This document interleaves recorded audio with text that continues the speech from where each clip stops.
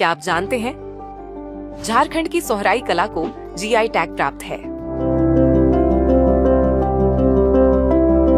झारखंड की सोहराई चित्रकला राज्य की संस्कृति का मुख्य हिस्सा है। यह हजारीबाग की आदिवासी महिलाओं द्वारा प्राकृतिक रंगों से सृजित कला अब दीवारों से निकलकर वैश्विक पहचान बना रही है। राज्य के 25 वर्षों में सोहराई ने उल्लेखनीय प्रसार पाया है। जीआई टैग प्राप्ति G20 सम्मेलन में प्रदर्शन और सरकारी भवनों में स्थान पाकर इस कला ने अंतर्राष्ट्रीय ख्याति अर्जित की है। साड़ियों और घरेलू उत्पादों पर इसके अनुप्रयोग ने कलाकारों को आर्थिक सशक्तिकरण दिया है।